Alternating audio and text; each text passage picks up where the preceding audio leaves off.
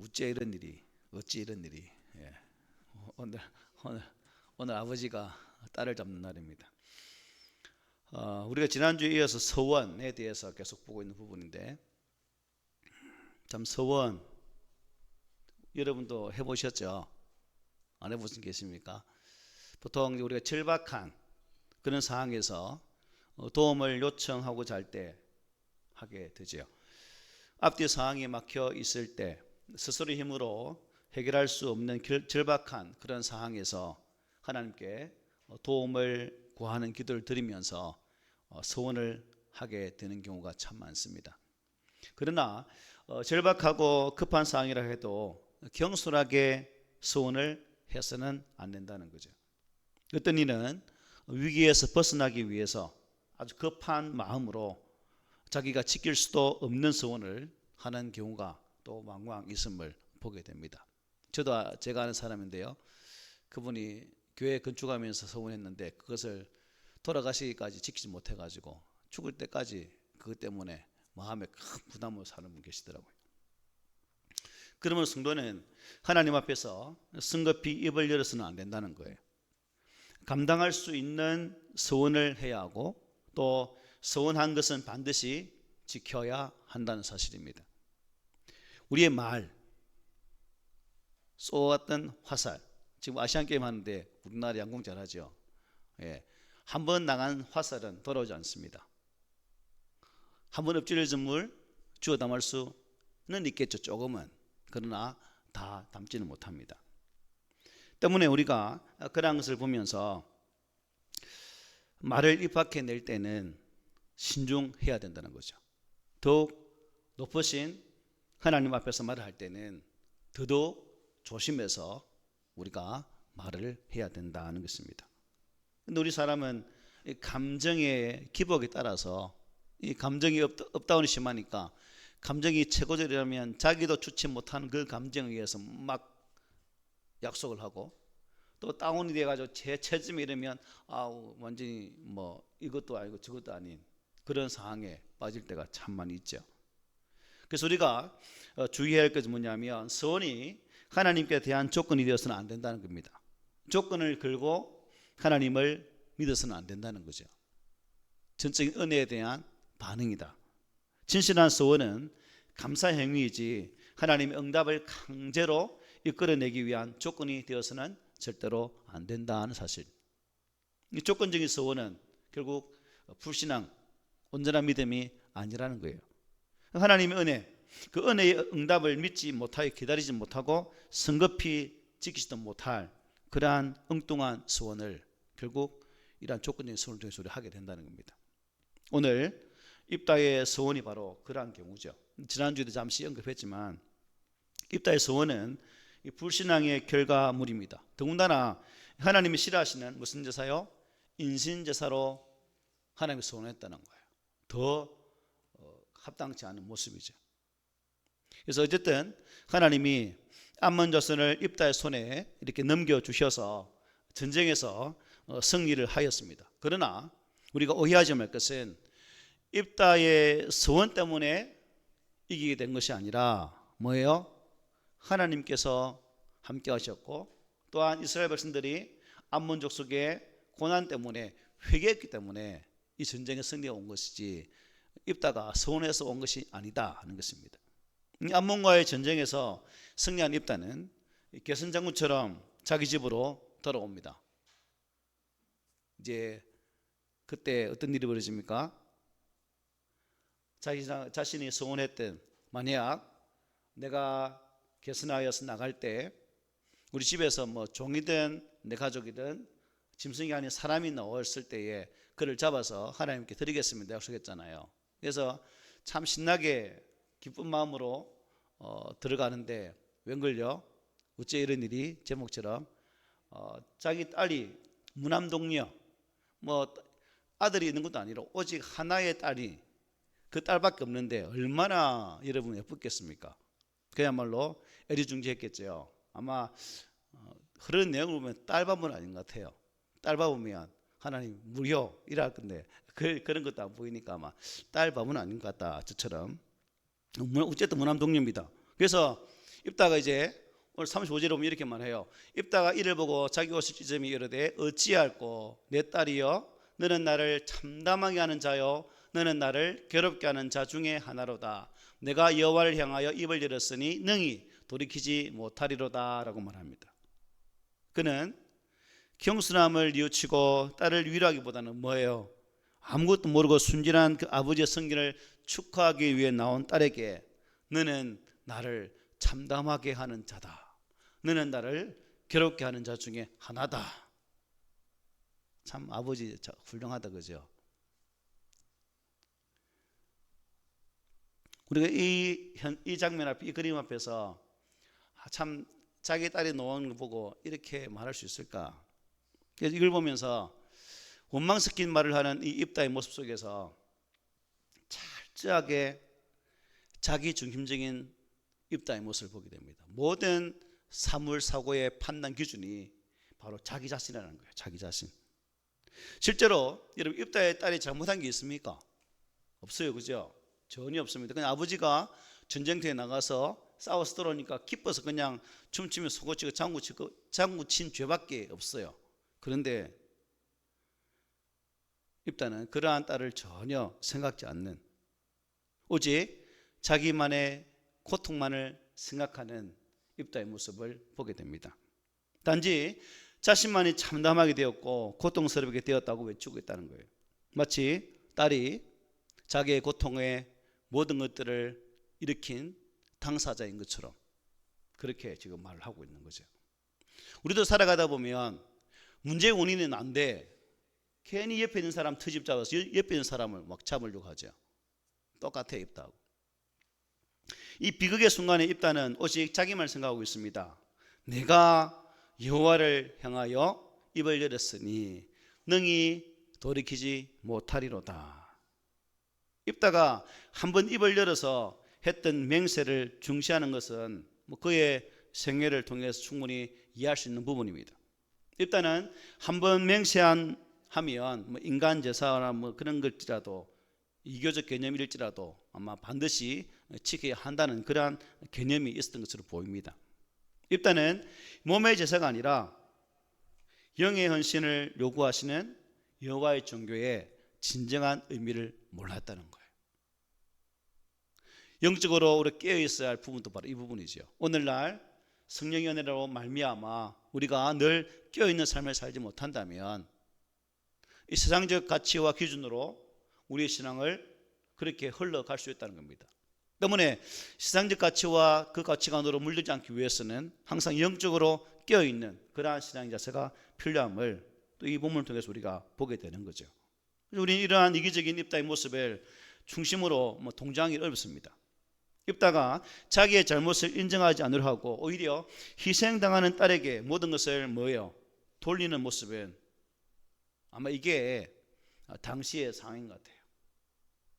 자기의 소견에 옳은 대로 행하였더라. 이 사사기에 흐르는 하나님을 벗어나는 하나의 법칙 아닙니까? 내 생각, 내 방법, 내가 하고자 하는 그 계획 중심대로 판단하고 결정했던 그 시대적 상황이 바로 입다를 통해서 적나라하게 잘 나타나는 그러한 부분이더라고요. 그러나 모든 서원이 여러분 기계적으로 적용되는 것은 아니죠. 하나님의 법은, 하나님의 사랑은 자비롭습니다. 그죠? 하나님 법은 무조건 올가매는 게 아닙니다. 사랑에 근거한 거거든요. 율법은 우리가 생각하는 것처럼 꽉 막힌 그런 법이 아니라는 거예요. 서원에 대한 율법을 보면 사람들이 그릇된 서원으로 인해서 피해를 당하지 않도록 안전장치를 두고 있습니다. 혹시 잘못된 서원을 했으면 하나님은 그 잘못된 서원을 어떻게 행하라고 말씀하지 않고 하지 말라라고 말씀하는 부분도 있다는 거예요. 일반적으로 하나님께 대한 서원은 손해가 있더라도 어떻게 해요? 취소하지 말고 지켜야 됩니다. 반드시 지켜야 됩니다. 그러나 이러한 것은 일반적인 경우, 즉 하나님께서 기뻐하시는 경우이고, 만약 하나님께서 기뻐하지 않는 아주 특별한 경우에는 이 서원을 취소할 수 있다 없다? 있다는 거예요. 하나님 기뻐하지 않을 할 때는. 그래서 민수기 30장에 보면 서원을 취소할 수 있는 세 가지 방법을 말씀해요. 그래서 오늘 한번 오늘 입다와 연관해서 어떤 때에 이 서원을 취소할 수 있을지 한번 살펴봅시다. 저도 이렇게 한번 1번에 해당돼요. 첫째 뭐냐면 자녀들이 서원했는데 부모가 동의하지 아니할 경우입니다. 누가요? 자녀가 했는데 부모가 동의하지 않을 경우. 저는 대학 다닐 때 장기 기증을 했습니다. 그래서 몇 개월 후에 장기 기증 증서가 집으로 날아왔거든요. 그때 우리 아버지께서 저를 불러놓고 야단을 엄청 쳤던 그런 경우가 있습니다. 이게 이 부분이죠. 민수기 3장 1절 5절을 보면 모세가 이스라엘 자손 지파의 수령들에게 말하여 이르되 여호와의 명령이 이러하니라 사람이 여호와께 서원하였거나 결심하고 서약하였으면 꿰뜨리지 말고 그가 입으로 말한 대로 다 행할 것이니라. 또 여자가 만일 어려서 그 아버지 집에 있을 때에 여호와께 서원한 일이나 스스로 결심하려고 한 일이 있다고 하자. 그의 아버지가 그의 서원이나 그가 결심한 서약을 듣고도 그에게 아무 말이 없으면 그의 모든 서원을 행할 것이요 그가 결심한 서약을 지킬 것이니라. 그러나 그의 아버지가 그것을 듣는 날에 허락하지 아니하면 그의 서원과 결심한 서약을 이루지 못할 것이니 그의 아버지가 허락하지 아니하였은즉 여호와께서 사하시리라. 부모가 허락하지 아니한 서원은 안 지켜도 된다는 거죠. 또 그 다음에 이제 민수기 30장 6절로 8절에 보면 처녀 때 결혼하기 전에 내가 하나님께 서원을 했어요. 그런데 그 당시에는 이것을 이행하지 못했다가 결혼을 하게 됩니다. 그런데 결혼을 했을 때 처녀 때에 서약한 그 서원을 남편이 허락하지 아니하면 그 서원은 이행하지 않아도 된다는 겁니다. 그게 민수기 30장 6절로 8절 나와 있습니다. 우리 한번 읽어볼까요? 시작. 또 혹시 남편을 맞을 때에 서원이나 결심한 서약을 경솔하게 그의 입술로 말하였으면 그의 남편이 그것을 듣고 그 듣는 날에 그에게 아무 말이 없으면 그 서원을 이행할 것이요 그가 결심한 서약을 지킬 것이니라. 그러나 그의 남편이 그것을 듣는 날에 허락하지 아니하면 그 서원과 결심하려고 경솔하게 입술로 말한 서약은 무효가 될 것이니 여호와께서 그 여자를 사하시리라. 무효. 남편이 허락하지 아니하면 무효다 하는 겁니다. 또 이제 결혼한 부부입니다. 주부가 아내가 서원을 했습니다. 그런데 그 서원을 남편이 들었어요. 남편이 듣다 보니까 이게 아니라 허락하지 아니하면 그 서원도 하나님께서 용서하신다고 말해요. 그게 민수기 30장 10절로 12절에 나와 있습니다. 이거 한번 볼까요? 우리 부녀들이 많으니까 한번 봅시다. 시작. 부녀가 혹시 그의 남편의 집에서 서원을 하였다든지 결심하고 서약을 하였다 하자. 그의 남편이 그것을 듣고도 아무 말이 없고 금하지 않으면 그 서원은 다 이행할 것이요 그가 결심한 서약은 다 지킬 것이니라. 그러나 그의 남편이 그것을 듣는 날에 무효하게 하면 그 서원과 결심한 일에 대하여 입술로 말한 것을 아무것도 이루지 못하나니 그의 남편이 그것을 무효하게 하였은즉 여호와께서 그 분녀를 사하시느니라. 자녀가 또 처녀 때에, 즉 자녀는 부모, 처녀 때는 결혼했을 때 남편, 주부가 했을 때는 남편이 그것을 거부하면 그 서원은 하나님께서 용서해 주신다라고 말씀하고 계십니다. 그래서 이러한 규례는 하나님께서 성급한 잘못된 서원으로 이스라엘 백성들의 그 가정이 깨지는 것을 원치 않았던 거예요. 가정의 평화가 무너지는 것을 원하지 아니하셨다는 사실을 잘 볼 수 있는 거죠. 그러므로 입다와 같이 하나님 뜻을 알지 못하는 무지의 상태에서 들어진 인신지사의 서원이라면 어떻게 해요? 당시의 율법의 지도자들에게 상담을 해서 이 부분을 분명한 지도를 받고 처신했더라면 입다에 따른 죽지 않을 수도 있었다는 사실을 보게 돼요. 그것을 취소했다고 해서 하나님이 진노하시지 않았다는 것입니다. 오히려 딸을 제물로 드리는 제사가 죄가 되었고 또한 그런 상황이었기 때문에 취소하기를 하나님은 어떻게 했을까요? 아마 제가 볼 때는 하나님은 짐짓 저놈이 제사장을 이렇게 의논해서 취소하면 될 건데 라고 아마 했는데 아마 입다는 그렇게 취소를 하지 않았어요. 자, 그러면 여러분 입다는 무엇 때문에 어째서 자신의 딸이 죽도록 이렇게 그냥 내버려 두었을까요? 여러분 같으면 딸이 아니면 아들이 여러분 서원으로 죽게 되어졌습니다. 그러면 아유 그래 죽어라 내두겠어요? 입다가 그 모양 아닙니까? 그래서 입다가 왜 이랬을까? 두 가지로 압축할 수가 있죠. 첫째가 뭐냐면 잘못된 서원이라도 무조건 지켜야 한다는 그 강박관념에 사로잡혀서 아예 다른 사람과 상의할 생각조차 하지 않았다는 겁니다. 그래서 무조건 지켜야 돼 라는 그러한 강박관념. 또 하나가 뭐냐면 이것을 취소하게 되면 자신의 권위가 자신의 명예가 훼손될까 봐서 그렇지 못할 수도 있었다라고 이렇게 생각할 수 있습니다. 그래서 그는 적극적으로 율법학자를 찾아가든지 제사장을 찾아가든지 지혜자를 찾아가든지 이런 적극적인 행동을 하지 않았다는 거예요. 그럼 여러분 이스라엘 중에는 이 입다의 이러한 잘못을 바로잡아줄 만한 그러한 지혜자가 없었기 때문에 입다의 딸이 죽게 되었을까요? 그것도 아니겠죠. 그래서 미드라시라는 그 유대인들의 역사의 생활상들을 기록한 책이 있습니다. 그 책에 오늘 본문의 내용이 기록되어 있어요. 어떻게 되어 있냐면 이 당시 미드라시라는 문을 보면 당시의 제사장들도 입다의 잘못을 알았지만 권위를 내세우며 입다가 찾아오기만을 기다리며 소극적으로 대처했기 때문에 훗날 하나님의 징계를 받았다는 내용이 있습니다.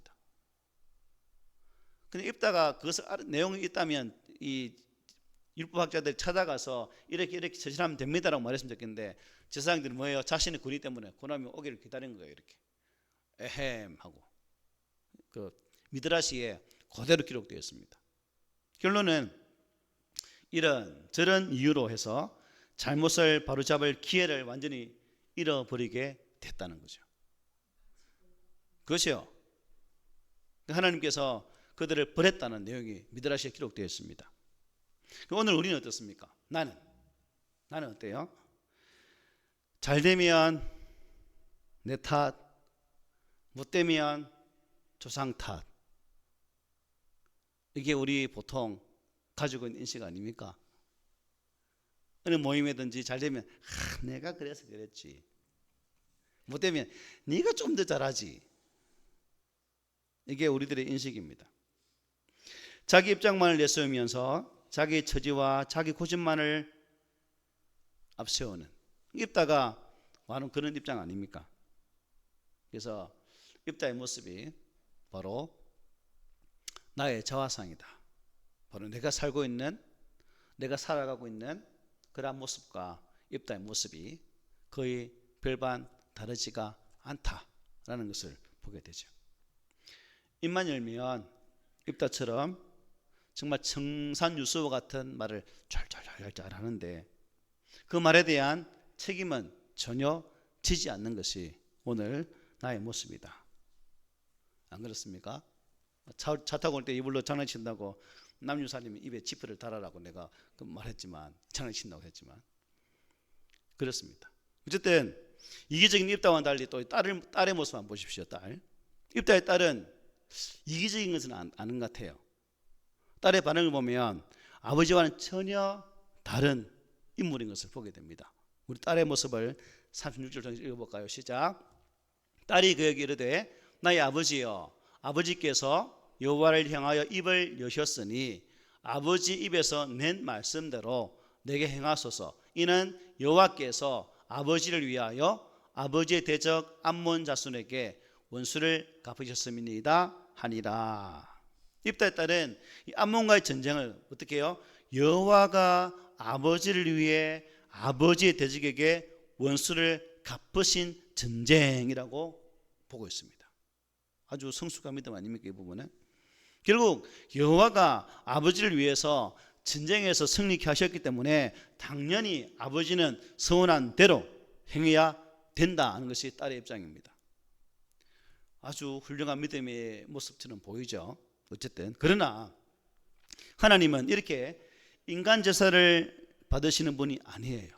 그죠? 이걸 알았다면 참 좋았을 것인데 비록 이스라엘 안에서 자녀를 제물로 바치는 이방 풍습이 알려지지 않은 것은 아니지만 이스라엘에서는 이러한 풍습을 행해서는 안 됐다는 거죠.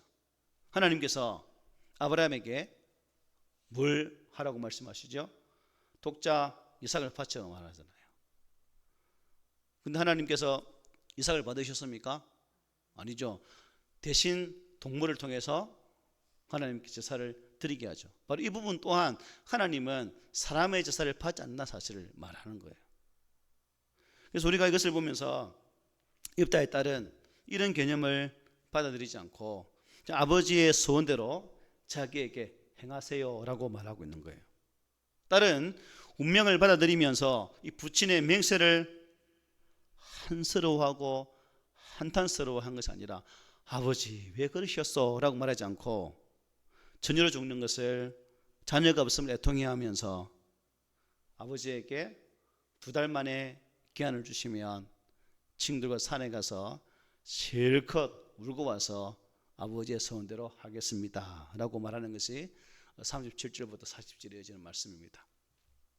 또 그의 아버지에게 이르되 이 일만 내게 허락하사 나를 2달만 버려두소서. 내가 내 여자친구들과 산에 가서 나의 처녀로 죽음을 인하여 애곡하겠나이다 하니 그가 이르되 가라 하고 2달을 기한하고 그를 보내니 그가 그 여자친구들과 가서 산 위에서 처녀로 죽음을 인하여 애곡하고 2달 만에 그의 아버지에게로 돌아온지라 그는 자기가 서원한 대로 딸에게 행하니 딸이 남자를 알지 못하였더라. 이것이 이스라엘의 관습이 되어 이스라엘의 딸들이 해마다 가서 길라 사람 입다의 딸을 위하여 나흘씩 애곡했다라고 말씀하고 있습니다.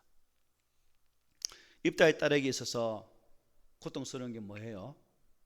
이 딸은 뭐가 고통스러운 거예요? 처녀로 죽는 게 고통스러웠습니다.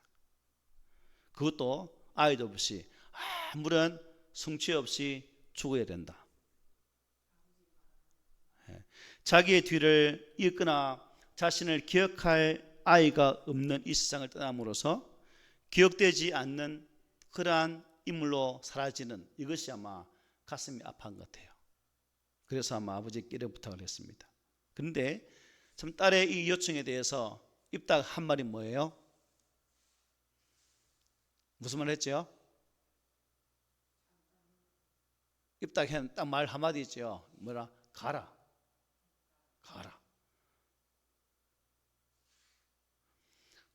저 같으면 주저리 지수야 이래 저러니 이러 뭔가 말을 해서 하겠어 우찌에 달래 살려는데 다른 하나는 그냥 야 가라. 2달 만에 돌아온 딸에게 입다는 서원한 대로 그렇게 행하게 됩니다.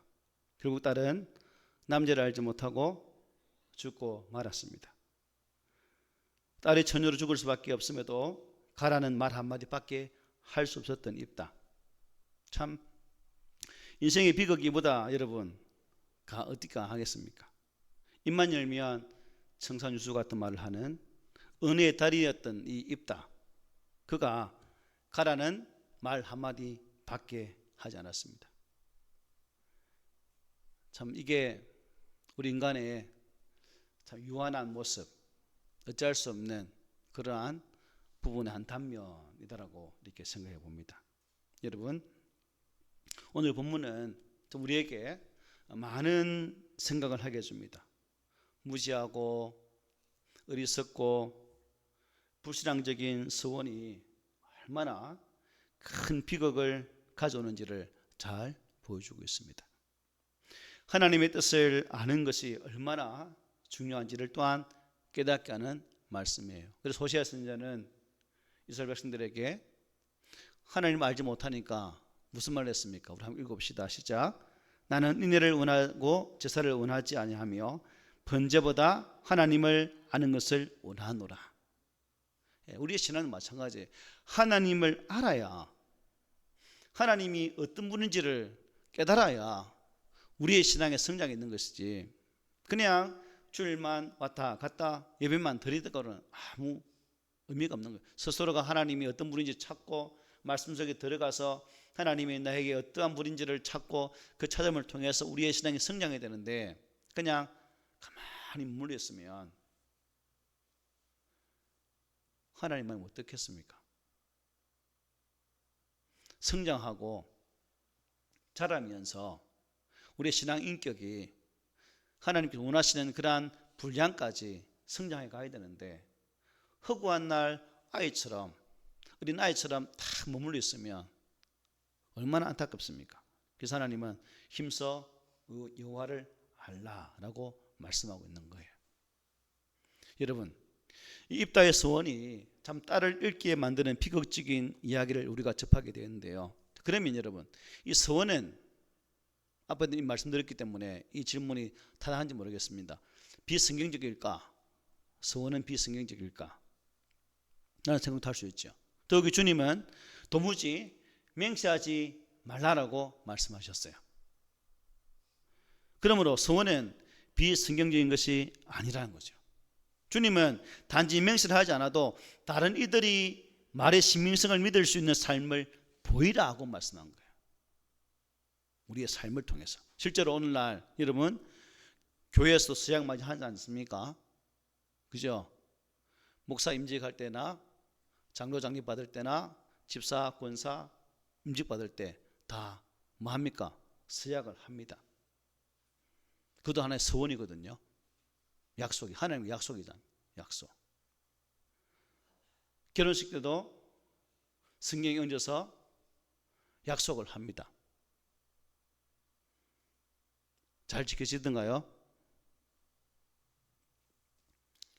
그래서 우리는 서원할 때 조심해야 된다는 거죠.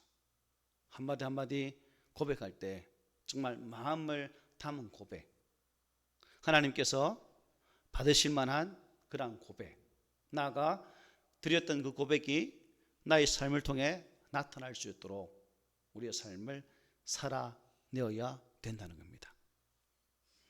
그래서 우리는 서원을 조심해야 되는데요, 나중에 서원하고 났으면 나중에 양심상, 능력상 실행하기 힘든 서원은 처음부터 뭐 하는 게 좋다? 피하는 것이 좋다. 피하는 것이. 전도서 5장 5절 6절 이렇게 말해요. 읽어봅시다. 시작. 서운하고 갚지 아니하는 것보다 서운하지 아니하는 것이 더 나으니 내 입으로 내 육체가 범죄하게 하지 말라. 입으로 범죄하게 하지 말라 말합니다. 그리고 하나님께로부터 호의를 얻어내기 위해서 서원을 해서는 안 됩니다. 우리가 서두에 말씀드렸지만 우리가 어떤 영향력을 행사하면 하나님이 분명히 응답하실 거야 라는 생각 절대로 하지 마십시오. 또한 서원을 통해서 하나님 은혜를 얻어낼 수 있다라고도 생각하지 마십시오.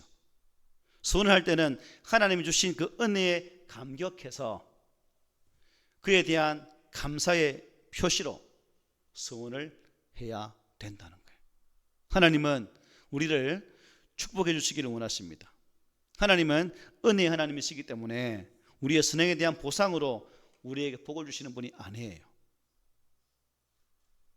따라서 서원을 해야만 우리의 요구를 들어주신다는 사실이 아니라는 사실을 꼭 기억하십시오. 그리고 한번 서원을 하면 마땅히 그 서원을 어떻게 해요? 이행을 해야 됩니다. 시편 기자는 시편 15편 4절에서 이렇게 말합니다. 읽어봅시다. 시작. 그의 눈은 망령된 자를 멸시하며 여호와를 두려워하는 자들을 존대하며 그의 마음에 서운한 것은 해로울지라도 변하지 아니하며. 하나님께 꼭 맹세할 필요가 있는 것은 아닙니다. 그러나 이 하나님과 약속을 했다면 어떻게 해요? 반드시 지켜야 한다. 신약 성경에서는 맹세를 거의 찾아볼 수가 없습니다. 단지 바울이 하나님께 온전히 헌신했음을 유대인들을 알리기 위해서 머리를 이렇게 삭발하고 나시린으로서의 서약을 했던 그 장면이 있기는 합니다. 그리고 하나님의 도덕적 율법을 깨뜨리는 맹세나 소원은 해서는 안 된다는 거예요. 오직 믿음으로 행한 맹세만 지켜야 한다는 겁니다. 결국 잘못 맹세하면 이래도 죄를 짓고 저래도 죄를 짓는 이중의 잘못을 저지르게 된다는 사실을 꼭 기억했으면 좋겠습니다. 따라서 우리는 거창한 소원보다는 어떻게 해요? 매일매일의 삶에서 우리의 몸을 영적 제사로 드리는 일에 최선을 다해야 됩니다. 거창하고 웅장한 것을 드리는 것이 아니라 매일 삶을 통해서 하나님 앞에 바로 세워지는 예배자, 하나님이 정말 기뻐하시는 그러한 예배자로 살아갈 때 하나님 그것을 더 기뻐한다는 사실입니다. 성경은 우리에게 요란한 일보다는 매일 나의 삶 속에서 하나님의 선하시고 기뻐하시고 온전하신 뜻이 무엇인지를 분별하라고 분명히 말씀하셨어요. 저 여러분들이 늘 하나님 뜻을 분별하기 위해서 말씀을 가까이 하고 혹시 무지해서 실수한 일이 있다면 뭐 해야 될까요? 회개하고 빨리 고쳐 나가는 그러한 교정 작업들이 필요합니다. 바라기는 하나님의 기쁘신 뜻대로만 순종하면서 우리 모두가 사셔서 언제 어디서든지 하나님의 영광만이 나타나는 그런 성숙한 신앙이 되시기를 오늘 말씀으로 권면을 드립니다. 아멘.